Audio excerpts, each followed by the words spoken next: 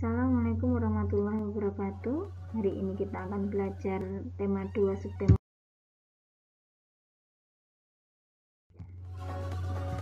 Mata pelajaran yang akan kita pelajari adalah IPA dan Bahasa Indonesia.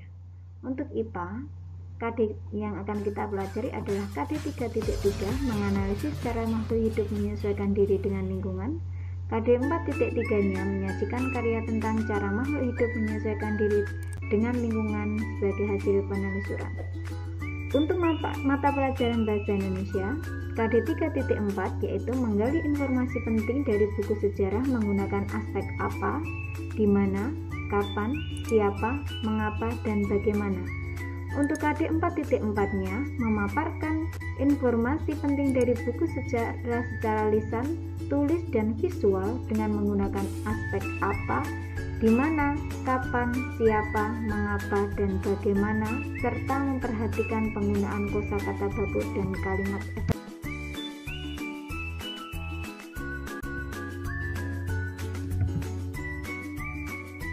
Untuk pembelajaran 3, muatan IPA yang pertama yang kita pelajari adalah cara tumbuhan melindungi diri.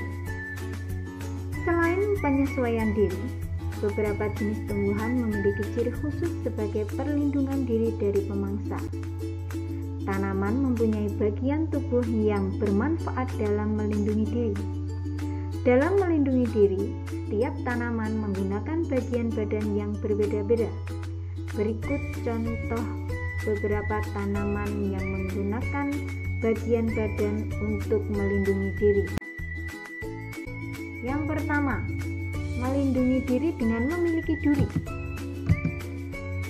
Terdapat sebagian tipe tanaman yang mempunyai suatu sistem pertahanan diri dengan memakai jarum atau duri yang menyelimuti bagian tanaman tersebut. Jarum atau duri tersebut dapat berkembang di bagian tanaman mulai dari batang, daun, serta dapat pula berkembang jarum pada bagian buah yang terdapat pada tanaman tersebut.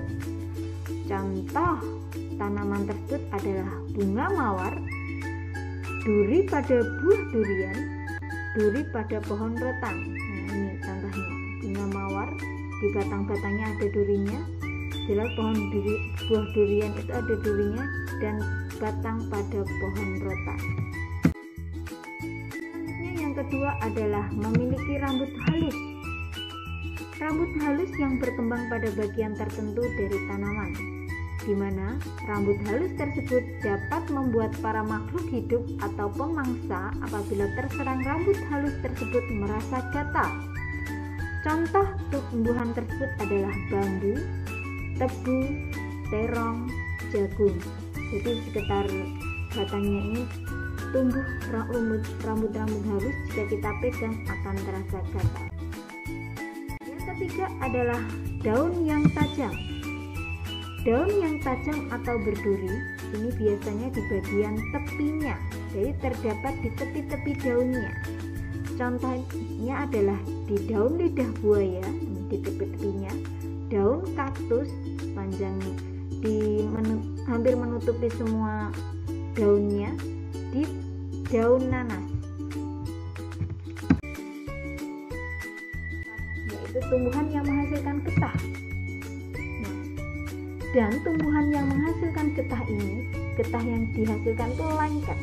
Apabila dimakan atau tersentuh oleh makhluk lain, itu akan terasa sangat getir dan terasa sangat lengket. Contohnya itu adalah nangka, pepaya, dan karet.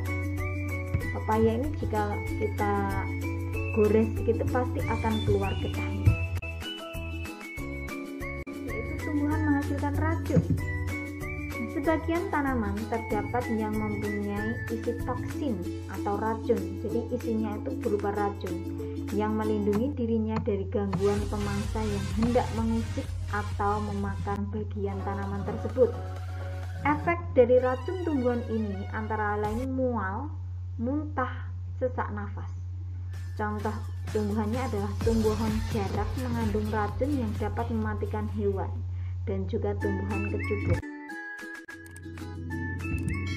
Di sini ada tambahan tentang cara tumbuhan melindungi diri.